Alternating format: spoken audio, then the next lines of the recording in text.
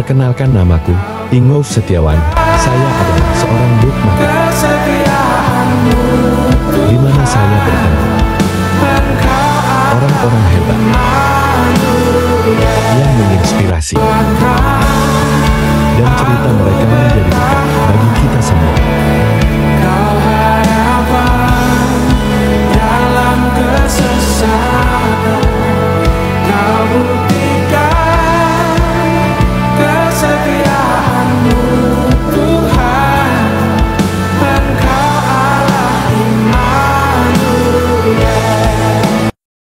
Sobat AF semua, udah nonton kan video awal kita yang tadi? Nah, hari ini kita kedatangan tamu yang sangat spesial. Itu adalah seorang bookmaker, buku rohani. Kita belum tahu kan sebenarnya kalau ada pekerjaan seperti itu. Nah, kira-kira Sobat Ayub harus terus pantengin kita dan dengar cerita-ceritanya. Kita percaya ini bisa jadi berkat juga untuk kalian semua. Oke, kita lanjut. Halo Kak. Halo. Salam kenal. Kesia kan? Iya. Kaing ya. Yes. Kaing tolong perkenalkan diri ke teman-teman Sobat Ayub dong. Kira-kira apa? Halo semua, nama saya Ingolf Setiawan, nama lengkapnya. Pekerjaan saya, profesi saya sekarang ini biasanya disebut ghostwriter, penulis bayangan, atau lebih gampangnya seperti Kesia tadi bilang, bookmaker, tukang bikin buku. Jadi saya bantuin orang-orang untuk bikinin bukunya mereka. Jadi orang-orang yang sibuk atau yang nggak bisa bikin buku, nah saya bantuin bikin buku. Dari manapun mereka butuhnya, saya bisa bantuin mereka bikin buku. Kurang lebih seperti itu simpelnya. Tukang bikin buku lah. Gitu, Kes. Iya, terus berarti selama ini kakak berdomisili di daerah mana nih? Buat ngerjain bukunya di daerah mana nih? Ya, masih di sekitaran Jakarta, tepatnya di daerah Kelapa Gading. Oke, gitu. Oke, kebanyakan orang kan pasti nggak tahu nih, bookmaker itu harusnya seperti apa. Lebih jelasnya kan memang tadi Kain udah kasih tahu kalau tugasnya itu buat bikin buku. Yap. Sebenarnya ada kriteria nggak sih khusus, misalnya orang itu mau bikin buku harus ada telling story apa, atau memang ada keinginan seperti apa gitu kan? Bagaimana cara supaya orang untuk memulai membuat sebuah buku gitu loh? Yap. Ini kalau orang bikin buku ya. Jadi saya ibaratkan orang-orang itu pengen bikin buku seperti apa yang saya kerjain. Kurang lebih kayak gini nih. Yang penting dalam bikin buku itu mereka harus tahu apa yang mau disampaikan. Karena kita semua itu punya cerita sebenarnya. Ceritanya macam-macam dan setiap orang ceritanya itu beda-beda, guys. Ceritanya itu unik, menarik, menginspirasi, macam-macam. Nah, masalahnya seringkali orang punya cerita nggak bisa cara nyampeinnya, nggak bisa cara ngomongnya. Dia cuma bisa ngomong tapi random. Ketika disusun dalam bentuk buku, seringkali mereka macet. Nah, jadi yang pertama-tama kalau mau menulis buku, yang pasti harus tahu dulu apa yang mau disampaikan. Kemudian sisanya itu adalah bagaimana membuat pesan itu bisa dinikmatin orang. Ibaratnya kalau Kesia mau masak nih, sama-sama orang punya bahan-bahannya, tapi cara ngolahnya masih beda, bumbunya beda. Nah, sama kita bikin buku pun, ketika ngomong orang, saya ngalami A, saya ngalami B, nggak cuma cerita ngalami A, ngalami B, itu namanya kan kayak reportase kalau cuma ngomong, oh si A ngalami B, tapi kita gali rasanya gimana, sedihnya gimana, dipandang dari sudut yang berbeda. Itu membuat buku jadi menarik. Kurang lebih seperti itu. Dah, tinggal ditulis aja semua. Jadi semua sisi yang menarik apa, pesannya apa, diramu jadi satu, orang tertarik. Orang akan tertarik. Kurang lebih seperti itu. Oke. Terus kakak sendiri udah pekerjaan ini itu udah berapa lama ya? Oke. Kalau saya kan memang menggeluti dunia buku, dunia penerbitan tuh lama. Jadi dari 2005 saya mulai kerja di sebuah penerbitan rohani. Nah, saya di sana 10 tahun, start dari junior editor. Tugasnya cuma ngedit terjemahan, ngedit tulisannya orang, salah ketik, salah baca, salah. Terus kemudian akhirnya pelan-pelan mulai jadi bisa layout, bisa apa. Sampai satu titik di perusahaan kita, di penerbit kita terjadi apa ya? Orang resign banyak, macam-macam. Dari sisi manajemen dia ngomong, udah kita nggak usah ambil karyawan baru. Ingolf, kamu mulai upgrade ya. Kamu udah harus mulai bisa dari yang ngedit, kamu harus bisa nge-layout desain. Kamu sudah harus bisa kayak gini.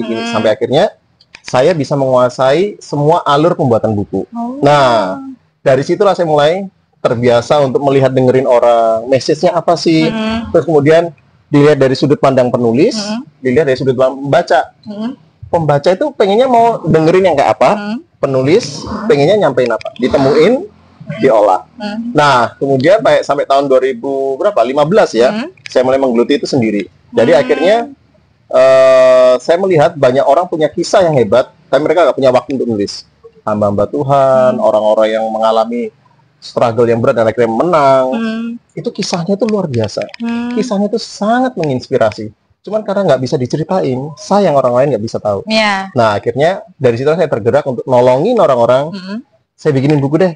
Nggak bisa nggak bisa nulis, saya tulisin. Nggak bisa desain, saya desainin. Nggak bisa cetak, saya cetakin. Jadi yang penting dari nol sampai jadi buku. Kurang lebih kayak gitu. Paket lengkap berarti semuanya dibikin ya. A to Z, pokoknya dari awal sampai akhir. Sudah. Dari nggak ada layout sampai jadilah buku yang sudah dicetak ya. Yes, jadi penulis tinggal ngomong doang, tiba-tiba jadi buku gitu. Gitu. Kurang lebih seperti itu. Oke. Terus kira-kira nih, dari sekian banyak pekerjaan, kenapa harus mengerjakan buku yang berbau rohani? Nah, ini karena memang startnya dari sana. Saya tadi bilang memang startnya dari penerbitan buku rohani. Jadi berkelutnya juga dengan hal rohani, ya buku-buku rohani, hamba Tuhan tentang apa pengajaran macam-macam. Jadi terbiasa di sana. Jadi ya kita berkecimpungnya di situ, otomatis taunya juga itu sebenarnya. Jadi akhirnya spesifik di sana. Sempat diminta untuk nulis, ada beberapa saya nulis buku biografi. Tetapi memang biografi nggak gampang, detail. Ya sebenarnya bisa juga, tetapi memang kita lebih lebih nyamannya di dalam dunia rohani, karena bisa ngerti frekuensinya sama lah, guys. Kalau kita frekuensi sama lebih gampang ngerjain. Kurang lebih kayak gitu. Gitu. Startingnya gitu. Tapi ada gak beberapa permintaan di luar dari buku rohani? Ada. Pernah saya diminta untuk bantu nulis buku pelajaran. Buku pelajaran. Oh iya, buku nulis kurikulum. Pak, sorry, bukannya ini, tapi memang bukan spesialisasi, bukan passion juga. Terus kemudian kalau biografi beberapa juga. Terus kurang lebih masih seputaran itu. Karena networknya juga sekitaran itu, guys. Teman-temannya, ketemunya juga dunia rohani, orang-orang yang berkecimpung dalam hal rohani, pengajaran, kisah hidup, pengalaman ini, kesaksian, kurang lebih gitu. Gitu. Oke. Ini aku lihat ada beberapa buku yang dipajang ya. Ini berarti buku hasil Kaing ya. Iya. Ini pasti ada ceritanya sendiri-sendiri. Ada. Jadi memang buku-buku di sini itu memang ada yang saya tuliskan, tapi ada juga yang memang penulisnya sendiri nulis, saya tinggal bantu layout, cetak. Jadi memang di bagian mana mereka butuh bantuan, saya akan bantu. Contoh misalnya yang saya bantu untuk tuliskan, saya jadi ghostwriter-nya itu, misalnya bukunya Ko Jonathan, Ini buku yang sangat luar biasa, fenomenal banget. Bersyukur saya punya privilege untuk tahu pertama ceritanya ketika nulis gitu ya. Tapi tantangannya struggle waktu nulis juga cukup berat. Terus kemudian ini juga franchise Jesus yang terbaru. Ini kayaknya agak-agak lucu nih. Judulnya franchising. Nanti saya ceritain kenapa judulnya franchising Jesus. Malah Yesus di franchise. Nah, gitu kan. Nah, ini kalau yang lain kayak ini Bangkit Lagi. Bangkit Lagi ini lagi tren karena Pak Daniel sendiri yang dia memang sudah berkecimpung lama dalam dunia podcast, media. Ini jadi sebuah movementnya beliau, Pak Daniel sama Bu Debbie. Nah, mereka lagi gencar-gencarnya dan ini buku bagus banget. Beliau sendiri yang nulis, saya tinggal bantu layout aja. Ada macam-macam buku. Jadi memang ceritanya beda-beda tiap-tiap buku, guys. Itu menarik banget. Oke. Kalau gitu aku mau nanya seputar bukunya nih. Oke. Kayaknya ini sini ada tulisan bestseller ya, bukunya Ko Jonathan ini ya. Mungkin ada orang-orang sobat Ayub yang pasti nggak tahu Ko Jonathan itu siapa ya kan. Coba Kak Inggap cerita dong awalnya gimana sih supaya si Ko Jonathan ini bikin buku dan dia tuh sebenarnya siapa ya? Nah, Ko Jonathan ini adalah singkatnya, beliau ini adalah seorang transgender. Tapi yang sudah bertobat. Luar biasa, dia lahir sebagai seorang laki-laki, anak cowok normal, sampai usia belasan, dia sudah mulai merasa ada yang something dengan dirinya, dan dia akhirnya tertarik untuk menjadi wanita. Dia menghabiskan waktu, singkat aja, sampai dia menghabiskan waktu 40 tahun menjadi seorang wanita. Sampai akhirnya di sekitar tahun 2000 berapa, ada di bukunya, dia mengalami kegelisahan dan dia bertobat. Dan kisah pertobatannya nggak gampang. Bayangin 40 tahun lebih jadi seorang wanita. Iya, lama sekali. Oh, lama banget. Jadi dia tuh memang benar-benar orang taunya dia seorang wanita. Tapi ketika dia mengambil keputusan untuk bertobat, seakan-akan geger dunia. Nggak ada yang nyangka, gitu kan. Nah, dia struggle-nya juga luar biasa, tetapi memang tekadnya sudah bulat. Dia menghidupi identitasnya yang baru, dan akhirnya ketika dia bertobat, dipertemukan oleh seorang rekan, dan akhirnya dia pengen bikin, apa ya, bukan bikin buku sih, temennya yang pengen dorong. Kisahmu ini luar biasa, cobalah dibikin buku. Nah, waktu saya pertama kali ketemu, saya juga masih heran. Karena memang kan baru bertobat, baru beralih nih dari wanita selama 40 tahun jadi wanita. Hampir seumur hidup dia ya. Betul. Terus kemudian dia jadi seorang pria. Saya kan bingung manggilnya apa kan. Jadi hampir pertemuan agak awkward ya. Awkward. Saya nggak bisa manggil dia kok, si, bu, pak, nggak bisa. Jadi saya tanpa nama, manggilnya ya langsung aja. Tapi dari situ saya dengerin pengalamannya dia luar biasa, gimana dia struggle dalam dirinya sampai akhirnya dia memutuskan gak gampang meninggalkan semuanya. Dan memang ini buku luar biasa. Yang bikin luar biasa juga, Kes, Ko Jonathan ini orangnya kan sangat introvert sebenarnya. Jadi dia cerita itu nggak banyak. Saya harus membayangkan saya jadi Ko Jonathan. Ketika kecil dibully sama teman-temannya, saya ngerasain gimana pedihnya saya dibully. Ketika dia merasa ada yang salah dengan dirinya, dia gak cerita banyak, tapi saya harus membayangkan kalau aku merasa ada yang aneh dengan diriku, apa sih yang aku rasain, dan itu saya tulis. Jadi seakan-akan saya memahami peran, mendalami peran jadi seorang Ko Jonathan. Sampai akhirnya semua saya tulis, dan dia juga sudah oke, jadilah buku ini dan bestseller. Dalam berapa hari terbit rilis, dia sendiri sudah jual sudah ribuan. Berarti ini udah berapa kali cetak ya? Ini sudah edisi kelima kalau nggak salah. Dan tidak masuk ke platform penjualan online atau toko buku, enggak. Jadi memang pure direct sales. Bayangin betapa banyak orang-orang yang sudah diberkati lewat buku ini. Kayaknya juga dia bagi-bagiin juga untuk melayani juga ya. Kelihatannya iya, karena dia pengen menjangkau gitu. Soalnya aku pernah lihat kesaksiannya Ko Jonathan di Solusi. Oh iya, dia udah di mana-mana sejak saya di Solusi, macam di tempatnya podcastnya Good News Program juga diliput di mana-mana. Iya, itu luar biasa loh. Soalnya di kesaksian dia tuh sampai punya pasangan pria, sampai punya gitu loh. Maksud aku untuk bisa dia meninggalkan pasangannya, yang namanya pasangan kan mungkin masih jadi pasangannya mungkin saling cinta atau apa gitu kan. Sampai seperti itu, sampai dia benar-benar ya real wanita sebenarnya, kayaknya mungkin lebih cantik dia ketimbang aku. Iya, dia bakal ngomong, Inggo, saya itu bisa melakukan semua yang dikerjakan wanita lebih baik dari mereka, kecuali satu yang saya nggak bisa lakukan, melahirkan anak. Tapi semua yang dilakukan wanita saya bisa lakukan lebih baik. Masak, salon, semuanya pekerjaan itu saya lebih baik. Dia berani klaim. Dan memang dia memang sangat terampil dalam hal kayak gitu. 40 tahun. Iya, luar biasa. Iya, oke. Banyak kisah menarik di sini. Teman-teman, kalau misal penasaran bisa lihat, ketik aja, searching aja, googling aja nama Jonathan Tan, atau kunjungi ke sosial medianya, mau beli bukunya lewat sana langsung. Jadi memang keren memang. Udah banyak media-media aplikasi online juga ya yang sediain ini buku ini ya. Jadi udah gampang dicari lah ya. Semuanya malah betul. Tinggal googling aja, ketik lah. Atau bisa juga nanti kasih tahu ke kita kalau teman-teman rada bingung carinya di mana sih. Bisa ke komen aja, atau enggak bisa juga tanya sama produser kita kalau udah kenal Ko Steve. Nanti aku kenalin juga sama Kak Ing, ya kan? Bisa kita kasih juga, maksudnya bukan kita kasih gratis. Kasih info. Kita kasih info belinya di mana gitu kan. Ya doain aja, siapa tahu nanti Ko Jonathan bisa ke sini. Who knows, ya kan? Cerita dia emang luar biasa sih. Aku juga denger sendiri soalnya. Nah, terus kita bahas lagi. Ini kayaknya aku lihat dari sosial medianya Kak Ing, yang ini kayaknya baru rilis. Ini franchising Jesus. Ada beberapa buku yang new release, cuman memang yang pas ke bawah yang ini. Ini menarik nih, Kes. Kita jadi diskusi sejarahnya kenapa muncul franchising Jesus. Ini kita diskusi, jadi berawal dari keresahannya namanya Pak Ahmad Wijaya. Walaupun namanya Ahmad Wijaya, tapi dia luar biasa cintanya sama Tuhan. Nah, dia merasa resah dengan keadaan gereja-gereja, fenomena banyak banget gereja-gereja buka di mana-mana. tapi kok macam-macam. Oh iya banyak. Iya, buka gereja sini, tapi modelnya macam-macam. Iya.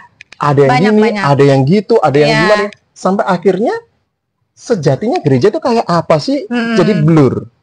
Jadi akhirnya dia mikir orang buka gampang banget, buka itu seakan-akan tinggal tempel nama Yesus, jadilah gereja. Iya. Pakai atas nama Yesus, jadilah sebuah komunitas rohani, Iya. apa semuanya ministry. Iya. Akhirnya ketika saya dengar itu, wah kayak franchising aja Pak. Iya betul. Oh iya juga nih. Iya Oh benar-benar. iya nih, franchising Jesus. Jadi memang nama Yesus itu sebenarnya itu brand image-nya sangat kuat. Sangat kuat. Orang bisa pakai tanda petik ya, jual nama Yesus, dia bisa pakai apa? Nih, bukan nipu lah ya, memanipulasi pengajaran, Iya, bisa. dia bisnis rohani, Iya bisa. apapun. Ya. Jadi nama Yesus cuma dipakai stempel doang. Dalamnya kita nggak tahu. Nah, buku ini mewakili keresahan dari penulisnya bahwa seharusnya nggak kayak gini. Iya. Gereja nggak cuman franchising Jesus ambil brandnya toplok kemudian jadi gereja, tapi esensi gerejanya apa? Nah, dia menyoroti di situ. Harusnya kalau mau franchising bener, DNA-nya Yesus yang lebih Kuat harus ya. ada, bukan cuman label namanya doang. Menarik buku ini. Itu hasil diskusi, hasil saya dengerin keresahannya beliau, dan akhirnya saya catat, saya tulis jadi buku. Karena yang aku tahu ya memang akar segala kejahatan itu mamon ya. Yap. Jadi kalau franchising sih menurut aku setuju ya. Karena entah kenapa ada orang yang misalnya keluar dari satu ministry terus dia buka lagi gereja sendiri. Yang kita nggak tahu latar belakang dia, nanti lama-lama ya mamon lagi gitu Iya, kan. betul. Sebenarnya ya teman-teman, jangan salah sangka dengan franchising.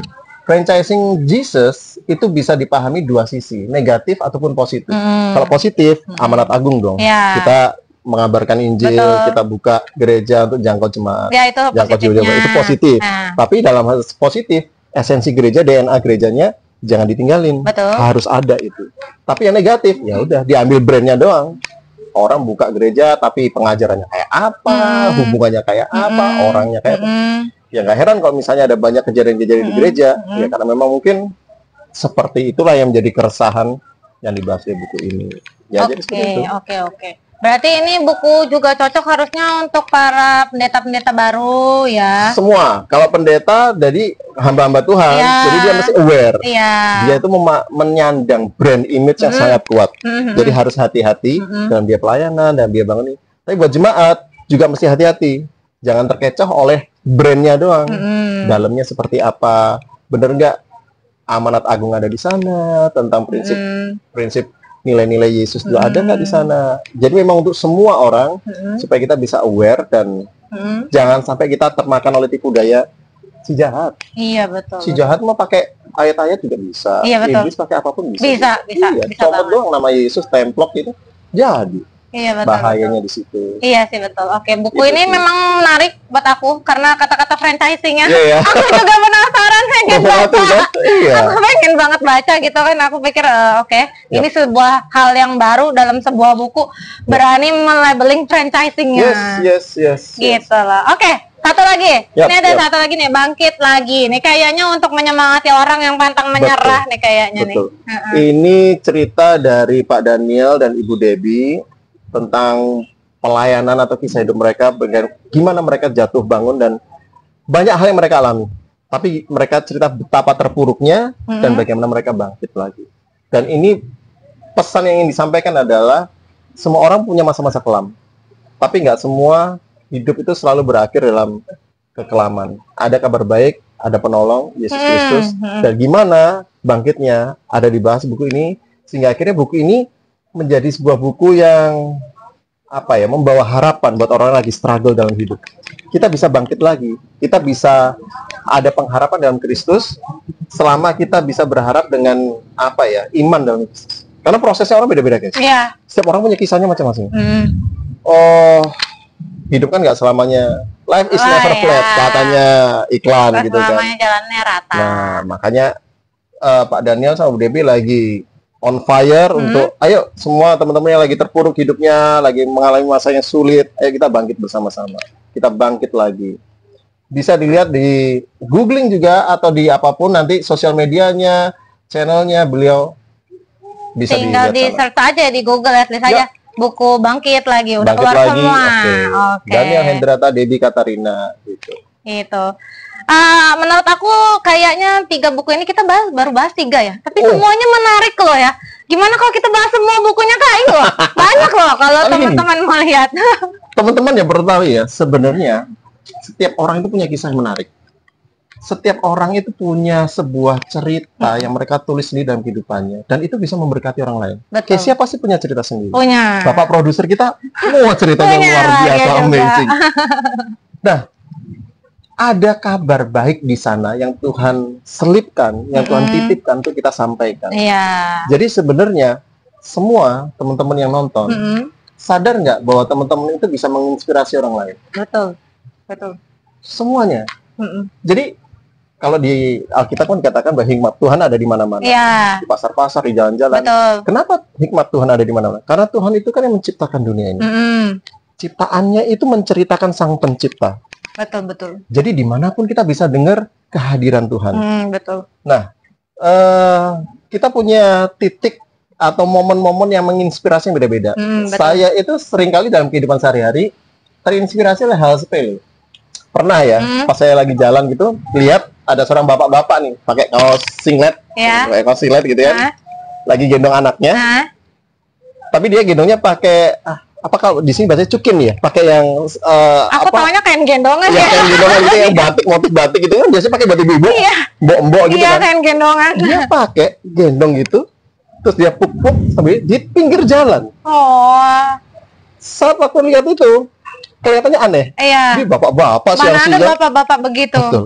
Tapi di saat itu kayak Tuhan tuh ngomong, kasih seorang bapak itu kayak gitu, melawan kelaziman dunia. Seorang bapak harusnya power, pakaian necis, tapi dia dengan penuh kasih demi anaknya, demi ibunya juga, pasti ibunya pasti sibuk atau apa, dia bantuin dengan pakaian seadanya di pinggir jalan, kasih seorang bapak itu kayak gitu. Orang lain mau ngomong apa, yang penting aku ngasih anakku bisa tidur tenang dalam pelukannya dia.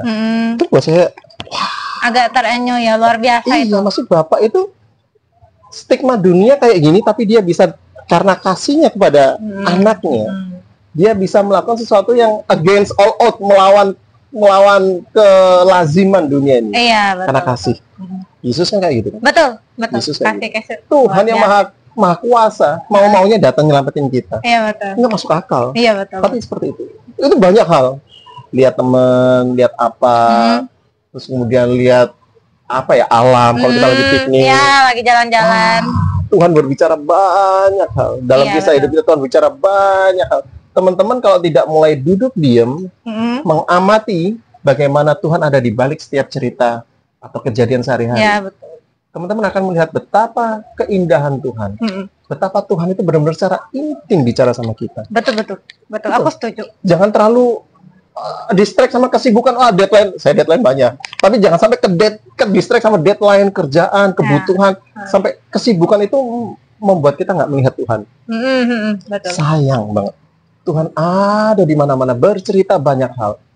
Tinggal kita duduk diam mengamati. Tuhan, Engkau ada di mana-mana. Immanuel itu benar. Tuhan hadir di mana-mana. Tuhan beserta kita. Setuju. Jadi sih kalau menurut aku ambil kesimpulan Kak Aing ya. Kak Aing cuma mau kasih tahu kalau kita semua ini bisa menginspirasi ya. Kita semua ini juga bisa bikin buku sendiri loh, membagikan cerita ke orang-orang loh. Mulailah, media buku ini hanya salah satu. Mulailah menulis di sosial media. Mulailah menulis di status. Mulailah cerita sama teman-teman. Cerita-cerita yang bagaimana kita diberkati oleh Tuhan. Pasti itu sedikit banyak itu akan menginspirasi orang lain. Betul. Jadi kita jangan pantah menyerah, terus kita coba untuk membagikan berita-berita tentang Tuhan ya. Sekecil apapun itu pasti memberkati orang lah. Cuma bedanya kalau orang-orang ini, tokoh-tokoh penulis-penulis ini ya, udah jadi buku, bedanya sih itu aja. Ada yang jadi buku, ada yang jadi podcast. Kayak gini itu kan dia juga sama mengangkat cerita-cerita orang. Terima kasih loh. Kamu itu membantu orang-orang untuk menyampaikan kabar baik. Kamu sediain platform untuk orang bisa bercerita bagaimana Tuhan baik dan menolong. Sama aja. Kalian juga tokoh pelaku untuk melaraskan ini semua.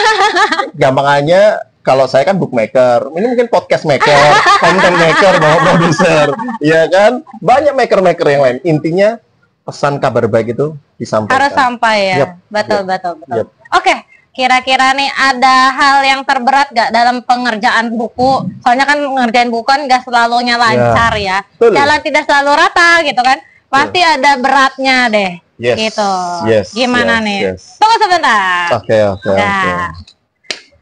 Sambil mikir nih. Siapa ini datang mendadak tiba-tiba Wah. kayak gini? Aduh. Bawa Ya, apa? ya. Ada goyang gempa. Kelihatan banget ini magangnya ya. Sampai jatuh. Luar biasa. Hidangan rohani, hidangan Oh jasmani. iya. Ntar dulu, kemana? Balik. Nggak bisa lagi magang. Ntar dulu, Iya nih. hari ini dulu dong. Kata-kata hari ini apa dong? Kata-kata mantap. hari ini.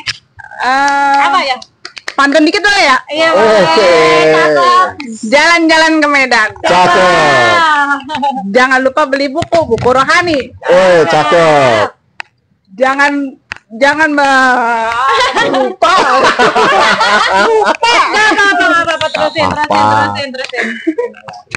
Jangan lari dari perintah Tuhan. Cakep. Karena mahkota kehidupan susah diraih. Amin. Thank you. Pemagang luar biasa. Jangan lari dari Tuhan. Gak apa-apa. Oke. Tapi benar setuju. Jangan lari dari Tuhan. Kalau ngomong lari dari Tuhan, kita ingat Yunus. Iya, betul. Saya ingat, salah satu bicara tentang momen inspirasi. Om Kris Manusama pernah ngomong, Om Kris Manusama itu salah satu penulis juga ya? Maksudnya yang mau buat Ya. buku juga ya? rencananya mau bikin buku, Oh. tapi masih Om Kris sangat menunggu momen yang terbaik. Jadi nanti pelan-pelan aja. Tapi dia pernah ngomong gini, guys. Ingat cerita Yunus. Yunus lari dari panggilan Tuhan. Betul. Yunus menolak disuruh sama Tuhan. Betul. Tapi Tuhan nggak cari orang lain. Tuhan Tetap nggak pakai ganti. Yunus. Tuhan Iya. nggak akan gantiin Yunus. Ah. Kalau Tuhan ngomong aku mau Yunus, Mm-mm.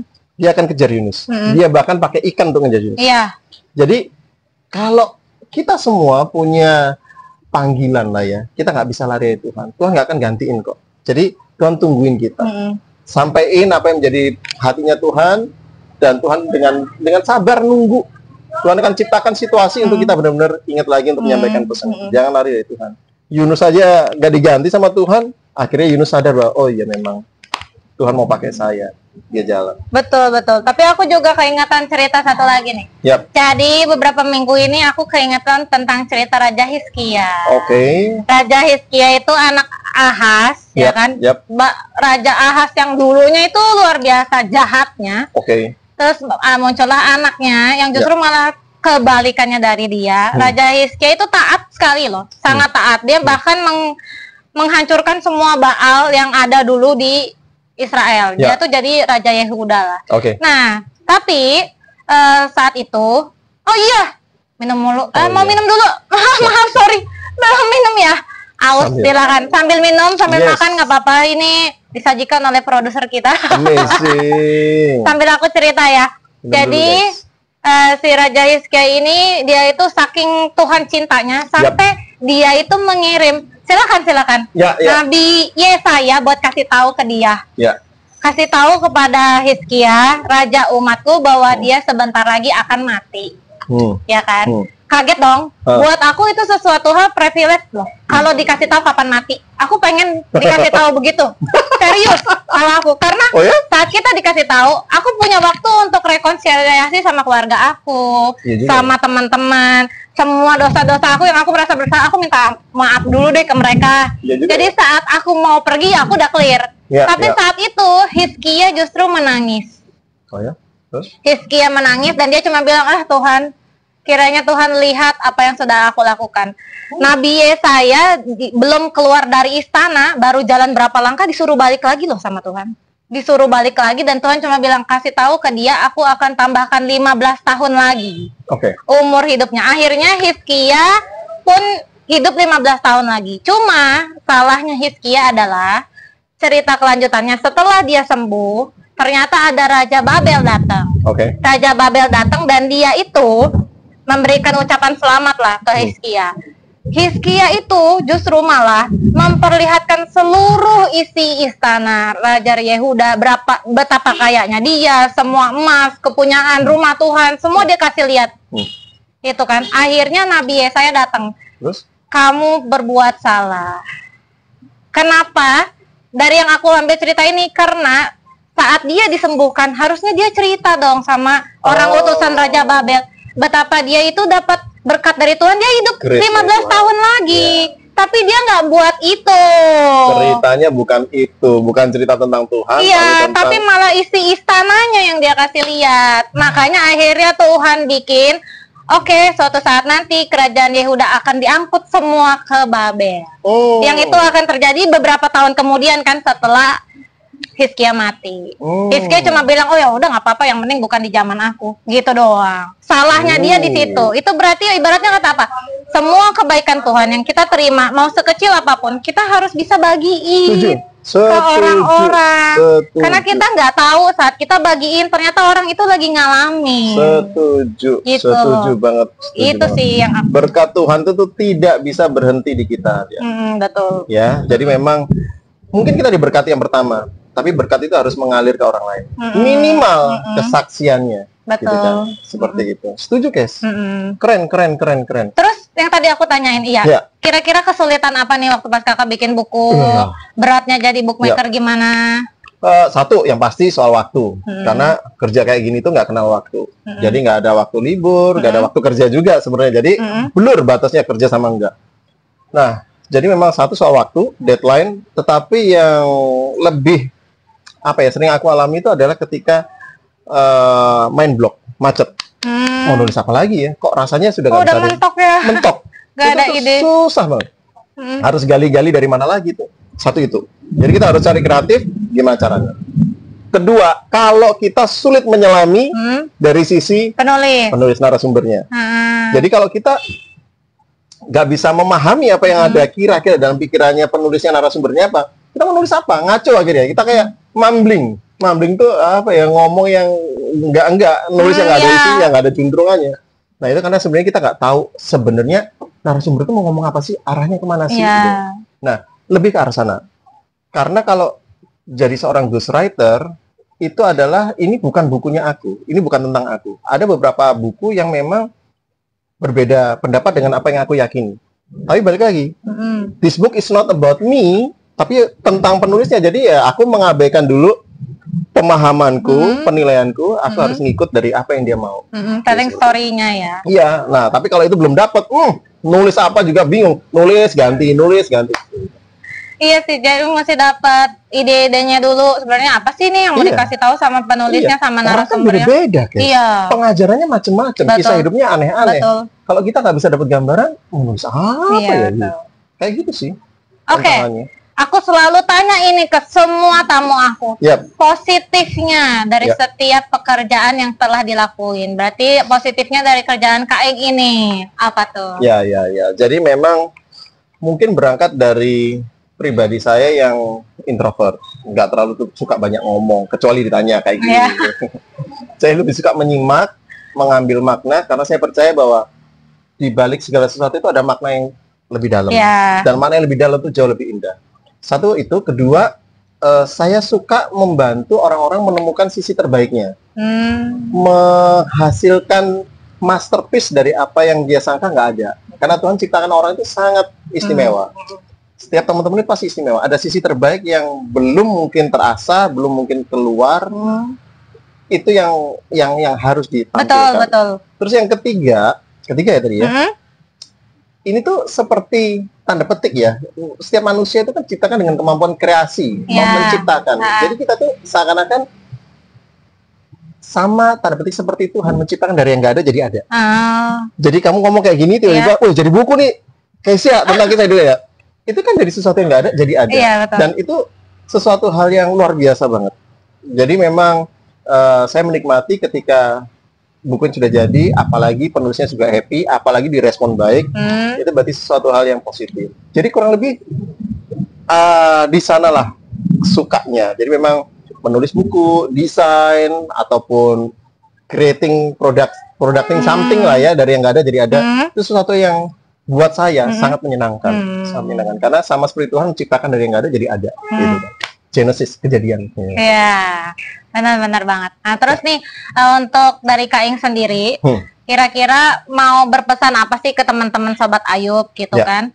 Dan terus tolong kira-kira pesan apa sih sebenarnya kebanyakan ya penulis itu mengharapkan supaya para teman-teman Sobat Ayub atau para pembeli bukunya gitu kan, apa sih kebanyakan secara general tuh mereka mengharapkannya apa? Karena kan pasti kan ada alasan tersendiri-sendiri. Jadi gini, seringkali yang jadi jebakan untuk orang tertarik bikin buku. Satu jebakannya satu pride. Di Indonesia itu masih ada asumsi kalau orang sudah punya buku itu, wah keren banget, pinter banget, jago banget, wow kayak banget. Artis gitu ya. Karena udah punya buku, kayak legitimasi.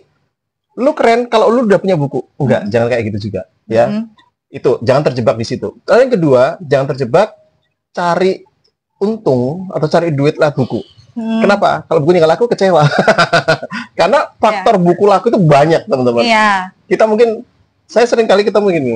Dulu ya waktu kerja di penerbitan, semua penulis ngomong bukunya itu yang the best. Tapi pasar membuktikan. Ada dulu waktu di penerbitan orang nawarin naskah, Pak ini naskah saya, ini luar biasa Pak, bagus banget. Bagus kan menurut dia. Ketika jadi buku nggak laku. Jadi kadang-kadang jangan terjebak kalau bikin buku untuk cari duit untuk apa. Ada yang kayak gitu, tapi jangan ke situ dulu. Teman-teman kalau mau nulis sesuatu, jangan mikirin bukunya dulu, hasilnya dulu, resultnya, konsistensinya. Start yang paling gampang lah, yang kita nggak perlu bayar, dan itu keseharian kita. Konten. Bisa kita jadi. semua punya sosial media, sharing lah apa yang alami melalui itu. Dari situ akan lihat responnya dari pembaca gimana, teman-teman kita. Ketika sudah cukup baik, itu selain latihan buat kita, guys, itu juga membentuk sebuah crowd.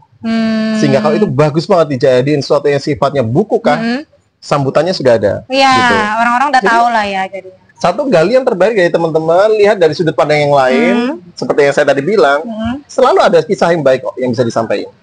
Tulis itu pelatihan dalam bentuk share di WhatsApp grup. Kalau teman-teman punya grup komsel, kelompok apa, grup apa rohani, sampaikan aja. Teman-teman, saya terinspirasi hari ini oleh ini bla bla bla, tulis. Sosial media tulis. Latihan nulis semuanya. Selalu ada kabar baik yang bisa disampaikan. Nah, kalau itu sudah responnya bagus, terus kemudian kelihatannya memang oke, mau jadi buku kayak, jadi e-book kayak, jadi podcast, jadi lagu, jadi film, jadi apapun. Bisa. Itu mah next. Starting point-nya, starting aja nulis. Pasti ada yang baca, ada yang diberkati. Amin. Ya, jadi teman-teman Sobat Ayub, kita udah dengar nih sedikit lah ya cerita-cerita dari Kak Ing gitu kan, yang sudah cukup banyak diberkati oleh para narasumber, para penulis-penulis ini, ya kan. Kita berharap bahwa ini dimulai dari kalian, dari diri kalian sendiri, untuk kalian bisa membagikan sekecil apapun yang kalian alami, yang kalian merasa diberkati oleh Tuhan, itu bisa kalian bagikan. Seperti yang Kak Ing bilang, mulailah dari sosial media sendiri aja. Dari kalian punya Instagram, dari kalian punya status WA, itu kan kalian bisa bagiin, nggak apa-apa, nggak masalah. Kalau mau bikin buku, langsung ke Kak Ing aja. Nanti ada link, bukan link nama Instagram dia, silakan lihat sendiri gitu. Boleh. Kan. Kalau merasa terberkati dan kalian mau memberkati orang lain juga, bisa langsung ke Kak Ing, nanti kita konsultasi aja langsung ke orangnya. Siap. Gitu. Nah, terus jangan lupa juga teman-teman, kalau mau jadi berkat juga buat orang lain, mau duduk di sini kayak Kak Ing, siapapun itu kita sangat menghormati. Gak mesti orang yang punya nama, gak mesti yang punya gelar, gak mesti yang punya kesaksian yang wow gitu, nggak usah. Mau tukang ojek, tukang sampah, siapapun itu kita terima di sini. Yang penting dia mau jadi berkat untuk orang lain, bagiin juga cerita-cerita dia buat orang lain juga. Kita saling menguatkan aja di sini gitu. Oke, Kak Ing, cukup sekian dan terima kasih. Thank you banget. Jangan lupa nanti kalau misalnya kita undang-undang lagi, datang-datang ke sini ya. Bantuin kita dong, kalau perlu narasumbernya diajak juga kalau boleh. Kalau mau nggak maunya kan mereka ya. Kalau boleh nggak apa-apa, soalnya kan kayaknya dari buku-bukunya aja nih udah luar biasa banget. Aku pasti cerita mereka langsung juga luar biasa nih. Gitu. Dan Kak Ing juga bikin buku sendiri lah. Ada yang nanya. Tidak bikin film. Iya, bikin buku sendiri lah. Ada yang nanya, kapan bikin buku? Nanti kalau bukunya orang udah kelar baru bikin. Iya, oke. Buku ini siaran kita Iya, bisa. Yes. Jadi kumpulan satu ya kayak chicken Yap. soup gitu loh. Boleh. Dijadiin satu Boleh. gitu. Oke, thank you Warang-warang. semua, Sobat Ayo. Sampai jumpa. Bye, God bless. God bless.